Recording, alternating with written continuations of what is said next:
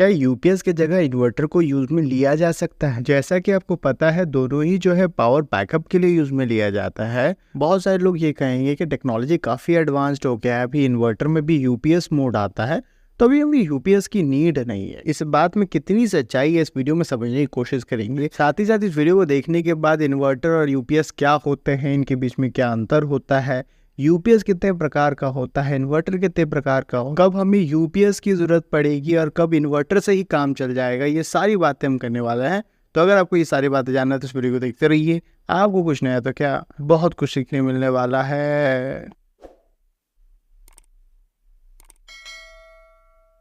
तो जैसा कि हमने आपको बताया कि ये दोनों ही यूपीएस और इन्वर्टर पावर बैकअप के लिए यूज में लिया जाता है, यानी कि अगर आपके घर की बिजली चली जाती है तो ये पावर बैकअप दे रहा होता है, आपके उपकरण को, लोड को जो है बंद होने से ये बचाता है। अब ये कितने देर तक पावर बैकअप देगा, यहाँ पर अंतर आता है। इन्वर्टर में मोस्टली हम अलग से बैटरी यूज कर रहे होते हैं, बड़ी बैटरी यूज की जाती है जो ज्यादा देर तक आपको पावर बैकअप दे रहा होता है। और दूसरी ओर अगर हम यूपीएस की बात करें, अनइंटरप्टेबल पावर सप्लाई, तो उसके अंदर ही जो है आपको एक छोटा सा बैटरी देखने मिलता है जो जनरली जो है 10 से 20 मिनट का जो है पावर बैकअप आपको दे पाता है। तो घरों में जो यूपीएस हम यूज कर रहे होते हैं कंप्यूटर के साथ में, तो उसका भी वही मकसद होता है कि वो आपको एक्स्ट्रा जो है 10 से 20 मिनट जो है प्रोवाइड कर सके, ताकि आपका कंप्यूटर बंद ना हो और आप जो भी काम कर रहे थे आप वो सेव करके खुद से जो है कंप्यूटर को शट डाउन कर दे, ताकि कोई डेटा लॉस ना हो। और दूसरी ओर हमने इन्वर्टर का तो आपको बताया है कि उसका पावर बैकअप काफ़ी ज़्यादा होता है, घंटों घंटों जो है ये आपको पावर बैकअप दे सकता है। डिपेंड करता है कि कितने बड़े साइज का आपने बैटरी यूज कर रखा है और साथ ही साथ कितना सारा लोड जो है आपने इससे कनेक्ट कर रखा है। तो ये जो इन्वर्टर है वो दो काम कर रहा होता है। अगर आपके घर में लाइन है तो जो भी लाइन आ रहा होता है वो डायरेक्टली आपके घर में प्रोवाइड कर रहा होता है, और साथ ही साथ इस इन्वर्टर के अंदर आपको रेक्टिफायर सर्किट भी देखने मिलता है जो डीसी में कन्वर्ट करके इस बैटरी को चार्ज कर रहा होता है। और जैसे ही लाइन जाता है तो जो भी पावर इस बैटरी में अपने स्टोर कर रखा था उसे वापस से इस इन्वर्टर की मदद से एसी में कन्वर्ट करके हम घर में जो है सप्लाई कर रहे हो। तो इस दौरान जो है कुछ टाइम लगता है जिसे स्विच ओवर टाइम कहा जाता है। तो पहले के टाइम में जो इन्वर्टर हम यूज करते थे, स्क्वायर वेव इन्वर्टर और मॉडिफाइड साइन वेव इन्वर्टर, तो उसका स्विच ओवर टाइम 500 मिली सेकेंड से ज्यादा होता था। तो मेन से बैटरी में आने में जो है आपको एक डिले देखने मिलता था। तो जो भी सेंसिटिव इलेक्ट्रॉनिक्स उपकरण आप यूज कर रहे होते हैं जैसे कि कंप्यूटर वगैरह, तो वो बंद हो जाता था, रीस्टार्ट होता था। इसलिए घरों में जो है हम कंप्यूटर के साथ जो है यूपीएस को यूज में लिया करते थे पावर बैकअप के लिए। इसका जो आउटपुट है वो प्योर साइनोसाइडल होता है, जिस तरीके से नॉर्मली आपके घरों में बिजली आता है। साथ ही साथ इसमें आपको कोई स्विच ओवर टाइम देखने नहीं मिलता है, कोई डिले देखने नहीं मिलता है जो यूपीएस हम यूज कर रहे होते हैं। यूपीएस भी 2 से 3 प्रकार का होता है।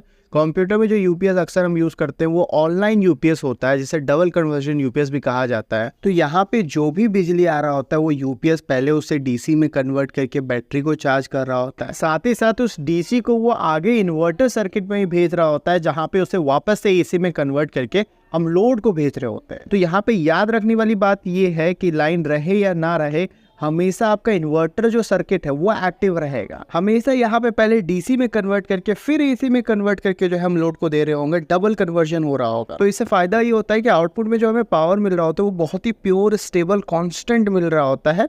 अगर 220 वोल्ट हमें चाहिए तो 220 वोल्ट ही ये दे रहा होगा। और इसी वजह से इसे जो है जितने भी सेंसिटिव और क्रिटिकल उपकरण को जो है पावर देने के लिए यूज में लिया जाता है, जैसे कि डेटा सेंटर है, सर्वर रूम है, जहाँ पे हजारों लाखों डेटा का जो है हर सेकंड जो है लेन देन हो रहा होता है, मेडिकल और लाइफ सेविंग इक्विपमेंट है जहाँ पे फ्रैक्शन ऑफ सेकंड भी जो है बहुत ज्यादा इंपॉर्टेंट होता है। तो वहाँ पे यूपीएस को ही प्रेफर किया जाता है। इन्वर्टर यूज करके जो है हम रिस्क नहीं ले। हालांकि अभी जो इन्वर्टर आ रहे हैं वो भी काफी एडवांस्ड हो गया है, प्योर साइनोसाइडल आउटपुट वो दे रहा होता है, और जो स्विच ओवर टाइम है मेन से बैटरी में आने का जो वक्त लेता है वो भी काफी कम हो गया है। तो कंप्यूटर अगर आप यूज कर रहे होंगे यूपीएस मोड में तो वो कंप्यूटर बंद तो नहीं होगा, आपका रीस्टार्ट तो नहीं होगा, बट कुछ बातें हैं जो आपको मैं बताना चाहूँ। तो कभी भी अगर आप इन्वर्टर खरीदेंगे तो वहाँ पे कट ऑफ वोल्टेज जो है दिया हुआ रहता है कि इनपुट वोल्टेज रेंज जो है आपका मेंशन रहता है, जैसे 100 से 300 हो सकता है या 90 से 300 हो सकता है। तो इसका मतलब क्या होता है कि इनपुट में अगर आप मेन से 100 से 300 के बीच में सप्लाई दे रहे होंगे तो ये जो भी सप्लाई है वो डायरेक्टली आपके घर में ये पहुंचा रहा होगा, और उस रेंज के बीच में अगर फ्लक्चुएशन होता है वोल्टेज का तो वो सारा फ्लक्चुएशन जो है आपके हर एक उपकरण को जो है झेलना पड़ेगा। कंप्यूटर भी अगर आप यूज कर रहे हैं तो उस कंप्यूटर में जो है आपका 150 आ रहा है तो कभी 200 आ रहा है, कभी 250 आ रहा है, तो ये सारा फ्लक्चुएशन जो है आपको झेलना पड़ेगा। और अगर आप यूपीएस मोड भी ऑन कर देते हैं आपके इन्वर्टर का, तो होगा क्या कि ये जो वोल्टेज रेंज हमने बताया वो कम हो जाता है। 180 से लेकर के 240 के बीच में जो है ये मेंटेन करके रखने की कोशिश करता है। और अगर मान लीजिए मेन में जो है 170 वोल्ट आ रहा होगा, तो ये क्या करेगा कि बैटरी में शिफ्ट हो जाएगा। बैटरी में जैसे ही शिफ्ट होगा तो फिर आपको एकदम कांस्टेंट सप्लाई ये दे पा रहा होगा जब तक ये बैटरी से चल रहा होगा। बट इसका भी एक डाउन साइड है। अगर आपके घर में हमेशा वोल्टेज का समस्या होता है, लो वोल्टेज का समस्या होता है, 170 150 इस तरह का वोल्टेज रहता है, तो यूपीएस मोड में हमेशा वो बैटरी से ही चल रहा होगा लाइन रहने के बावजूद भी, और आपका बैटरी जो है कभी चार्ज ही नहीं हो पाएगा। तो अगर आपके घर में इस तरह का वोल्टेज फ्लक्चुएशन आपको देखने मिलता है, तो या तो आप वोल्टेज स्टेबलाइजर बड़ा सा लगाएं, फिर आप ये इन्वर्टर यूज कर सकते हैं। या अगर सिर्फ कंप्यूटर की अगर हम बात करें तो उसके लिए आप ऑनलाइन यूपीएस भी ले सकते हैं, क्योंकि उसके अंदर जो है इनबिल्ड आपको एवीआर भी मिलता है, automatic voltage regulator. Double conversion जब होता है तो आउटपुट में आपको कांस्टेंट वोल्टेज दे रहा होता है। और जैसा कि हमने आपको बताया था कि यूपीएस जो है वो 2 से 3 प्रकार का होता है। तो ऑनलाइन यूपीएस के बारे में तो हमने बढ़िया से समझा। और इन जनरल जो भी यूपीएस के बारे में बात कर रहा होता है, सिर्फ यूपीएस टर्मिनोलॉजी यूज करता है, तो वो अक्सर ज़्यादातर टाइम ऑनलाइन यूपीएस के ही बारे में बात कर रहा होता है। पर इसके अलावा जो है आपको 2 और यूपीएस देखने मिलेंगे। एक को हम ऑफलाइन यूपीएस कह रहे होते हैं और दूसरा आपका लाइन इंटरेक्टिव यूपीएस होता है। और ये ऑफलाइन लाइन इंटरेक्टिव लगभग सेम होता है। आप ऐसा कह सकते हैं कि थोड़ा सा अपग्रेडेड वर्जन जो है आपका लाइन इंटरेक्टिव होता है, और इसका वर्किंग जो है बहुत हद तक इन्वर्टर जैसा ही होता है। ये नॉर्मली अगर आपके घर में लाइन होगा तो वो डायरेक्टली उसको लोड को सप्लाई कर रहा होगा, जैसे इन्वर्टर कर रहा था, और साथ ही साथ बैटरी को भी चार्ज कर रहा होगा। और जैसे ही लाइन जाता है तो तुरंत जो है ये बैटरी पे शिफ्ट हो जाता है, उस बैटरी का डीसी को एसी में कन्वर्ट करके लोड को सप्लाई दी जाती है। तो यहाँ पे जो स्विच ओवर टाइम होता है वो बहुत कम हो, 2 से 10 मिलीसेकंड के अंदर जो है ये स्विच कर लेता है। अब इन्वर्टर के प्रकार के बारे में जो मैंने आपको बताया था कि स्क्वायर वेव इन्वर्टर होता है, प्योर साइन वेव इन्वर्टर होता है, मॉडिफाइड साइन वेव इन्वर्टर होता है। तो इनके बारे में डिटेल में जानना है तो ऑलरेडी हमने वीडियो बना के रखा है, यहाँ पे जाकर के आप देख सकते हैं। और बेसिक इलेक्ट्रिकल वीडियोस देखना चाहते हैं तो ये वाला प्लेलिस्ट जो है पे काफी काम की है।